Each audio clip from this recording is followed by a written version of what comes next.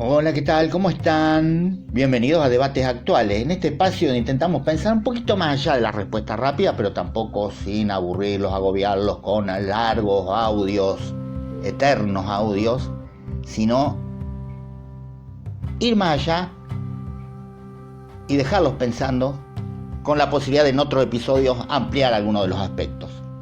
Hoy vamos a hablar de algo muy presente en nuestra época, la cultura de la opinión permanente.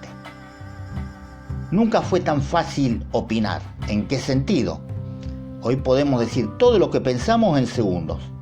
En redes sociales, en comentarios, en grupos de WhatsApp, en videos, en publicaciones. Y esto en principio parece algo positivo. Más participación, más voces, más debates. Pero acá es donde aparece la pregunta incómoda. ¿Tener más espacio para opinar nos volvió más abiertos o nos hizo más intolerantes? ¿Hasta qué punto también no se establecen los límites? Fíjense lo que planteo. Hasta no hace mucho, lo que tenemos ya 40 y tantos, para opinar de algo, quizás teníamos que llamar a una radio, y obviamente tenía que ser en el horario del programa, no se podía dejar un comentario. Teníamos que escribir una carta de lectores, teníamos que llamar por teléfono si queríamos opinar de algo con alguien. Y nada más. Progresivamente fueron apareciendo otros espacios que ahora han, si se quiere, democratizado el acceso a la opinión. Antes, para hacer un video tenías que tener una cámara. Y para verlo era quien vos estaba con vos cuando ponías en una videocasetera el video, lo que vos habías hecho o dicho allí. Hoy hacés un video y lo subís a las redes. Hoy tenés distintas aplicaciones y herramientas para dejar tu comentario o tu opinión. Y ni hablemos en el siglo XIX, donde las opiniones literalmente iban en carreta o en barco. En muchos casos la opinión dejó de ser simplemente una idea, pasó a convertirse en parte de la identidad. Yo no solo pienso esto, ahora muchas veces soy esto, y cuando una opinión se mezcla con la identidad personal, discutir deja de ser algo sencillo, porque una crítica a una idea puede sentirse como una crítica a la persona. Entonces aparecen las reacciones más intensas, el enojo, la descalificación, la agresividad, la necesidad de defenderse constantemente, y ahí se terminan los matices que puede tener un debate.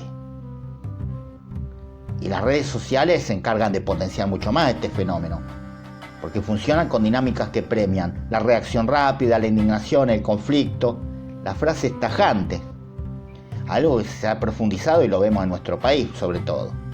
Muchas veces lo que más circula no es lo más reflexivo, sino lo más impactante. Pasa con las imágenes, con las noticias. Yo hace poco hablé sobre esto en una editorial y lo escribí en mi muro. Antes pasaba quizás comprando un ejemplar de una revista o un diario, pero ahora vende la foto más cruda, donde hay sangre. Vos comunicás una buena noticia y no pasa nada. El título impactante, hasta hay veces incluso falso, no tiene nada que ver con el contenido. Y ni hablemos de las opiniones. El desacuerdo empieza a verse menos como una oportunidad para discutir y más como una amenaza. Si pensás distinto sos enemigo, o estás conmigo o estás contra mí, y genera un clima donde escuchar se hace cada vez más difícil. Ahora bien, también hay otra mirada posible. Algunas personas sostienen que no es la sociedad la que se volvió más, si se quiere, reacia a esto o menos tolerante, sino que hoy existen más límites frente a discursos o actitudes que antes se naturalizaban. Es decir, cosas que antes se aceptaban sin discusión hoy son cuestionadas.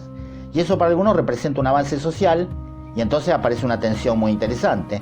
¿Estamos frente a una sociedad menos tolerante o frente a una sociedad más consciente de ciertos problemas?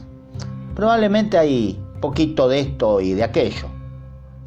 Y tal vez no es el problema que existan las diferencias, porque siempre existieron. El tema es cómo convivimos con ellas. Porque en una sociedad se necesita debate, pero debatir no significa destruir al otro, significa aceptar algo incómodo, que alguien pueda pensar distinto sin convertirse en enemigo, y en todo caso le refuto con fundamentos. Hoy te refutan con un insulto y una amenaza. Quizás esto es más difícil cada vez en una cultura donde la opinión es inmediata, pública y constante. Volvemos a la pregunta, ¿la cultura de la opinión nos volvió menos tolerantes? Tal vez tener más espacio para expresarnos no garantice automáticamente mejores conversaciones, porque hablar más no siempre significa escuchar mejor. Quizás el verdadero desafío sea recuperar algo que parece estar perdiéndose, la capacidad de discutir sin necesidad de eliminar al otro. Y ni hablemos de todo lo que hay con comprensión de texto, opinar a partir de un título y muchísimas cosas más. O ya cargarle un rótulo a alguien. Lo vemos en la política. Hoy sos cuca o comunista si no te gusta algo de este gobierno, y te contestan otras cosas también. O sos de derecha o gorila porque no te gusta, no sé, el peronismo. Perdón que yo siempre lo lleve a este terreno, pero es de suma actualidad.